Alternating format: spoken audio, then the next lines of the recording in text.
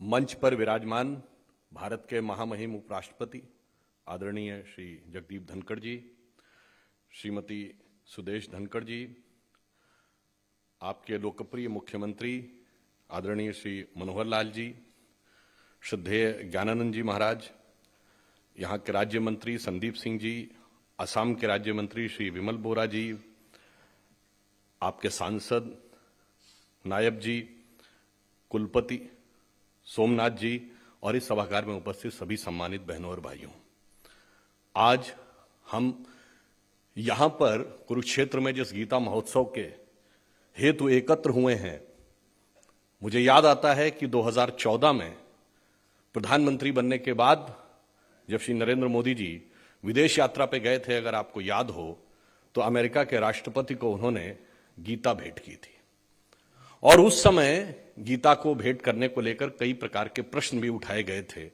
परंतु अगर आपको ध्यान हो तो यही कुरुक्षेत्र में जो गीता का महोत्सव 1989 से चलता था, 2014 में ही प्रधानमंत्री जी ने यह विचार किया कि अब यह भव्य रूप में कुरुक्षेत्र में गीता का महोत्सव होना चाहिए। और जब मनोहर लाल जी आपके मुख्यमंत्री बने तो 2016 से ये अब भव्य रूप में मनाया ही नहीं जा रहा है, उत्तरोत्तर उभरता हुआ विश्व को मार्गदर्शन देने का मार्ग प्रशस्त कर रहा है। स्थान तो पवित्र है ही, और समय क्या है?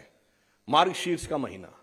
अगर आपको ध्यान हो कि गीता में भगवान कृष्ण ने जो भिन्न भिन्न उदाहरण दिए हैं कि मैं इसमें ये हूं, उसमें ये हूं, तो उन्होंने कहा मासों में मैं मार्गशीर्ष हूं, यानी महीनों में, मंथ्स में मैं मार्गशीर्ष हूं, और ये मार्गशीर्ष का महीना है। फिर ये भी अगर ध्यान हो तो उन्होंने क्या कहा कि भगवान के नामों में मैं क्या हूं? उन्होंने कहा प्रणवों में मैं ओंकार हूं।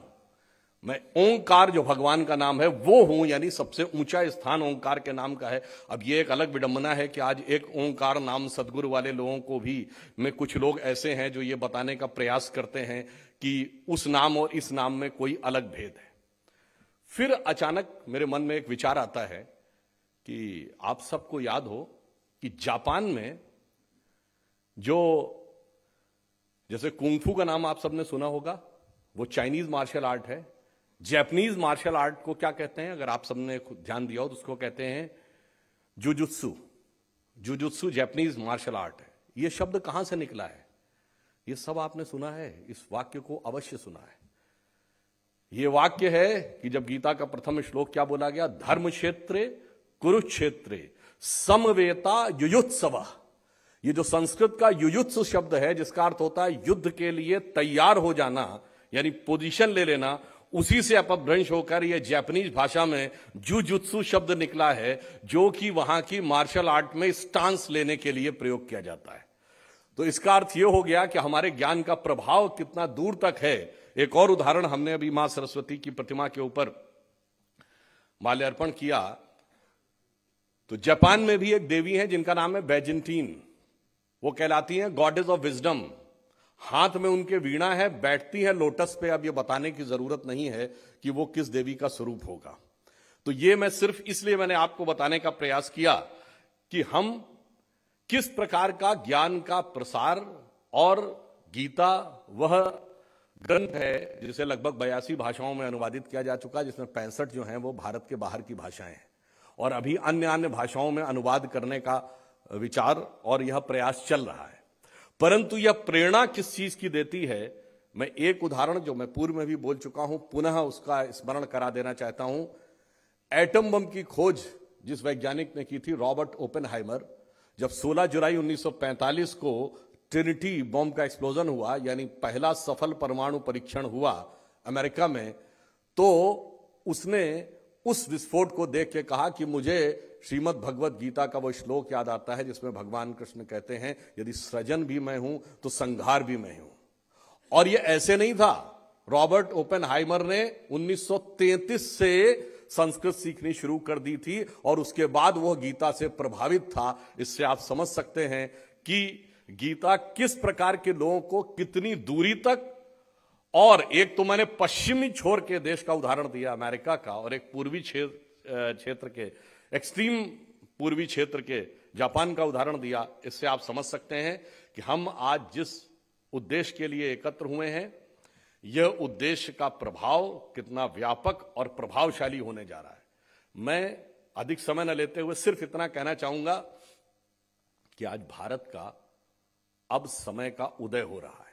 प्रधानमंत्री श्री नरेंद्र मोदी जी ने 15 अगस्त 2022 को जो कहा था कि ये अमृत काल है, और अमृत काल के जो 5 संकल्प थे उनमें से जो पहले 2 संकल्प थे, पहला क्या था, अमृत काल समाप्ति 2047 तक भारत को विकसित राष्ट्र बनाना है, और दूसरा था गुलामी की मानसिकता के हर प्रभाव से मुक्त करना है, और तीसरा था कि संस्कृति की विरासत पर गर्व करना है। तो हम उस विरासत को समझें और गर्व करें। और बाद में उन्होंने कहा था यही समय है, सही समय है। तो यह समय भारत का आ गया है। बस इतना समझ लीजिए कि भगवान कृष्ण ने जब पूरा उपदेश गीता का दे दिया था, उसके बाद भी क्या अर्जुन को कॉन्फिडेंस आ गया था? नहीं आया था। उसने कहा कि महाराज वो सब तो ठीक है, परंतु इतने बड़े बड़े योद्धा यहां पे हैं, मैं कैसे जीतूंगा? तो भगवान ने अपना विराट रूप दिखाया था, और विराट रूप दिखाने के बाद कहा था देखो ये तय है, तुम्हें सिंहासन पर बैठना है और बाकी भूमि में होंगे। तो वो कहते हैं जब ये सब तय ही है तो फिर इसके लिए किस बात का रक्तपात करना, पलक झपकाइए और मैं वहां हूंगा और ये यहां। तो उन्होंने कहा मिलेगा तो मर मिलेगा कर्म के सिद्धांत के अनुसार ही। इसलिए भगवान ने नियति का दृश्य दिखाना तो शुरू कर दिया है भारत के लिए, बस हम सबको उस दिशा में कर्म करना पड़ेगा, और फिर एक भारत श्रेष्ठ भारत का मार्ग प्रशस्त होने से कोई नहीं रोक सकता। और वो ज्ञान का स्रोत हमारे धर्म ग्रंथों में इस रूप में है, जिसका मैंने रॉबर्ट ओपेनहाइमर का तो उदाहरण दिया, इरविन शॉडिंगर जैसे वैज्ञानिक, वर्नर हाइजेनबर्ग जैसे वैज्ञानिक, नील्स बोर जैसे वैज्ञानिकों ने जिससे प्रेरणा ली। तो मैं अटल जी की कविता की उस पंक्ति के साथ समाप्त करता हूं,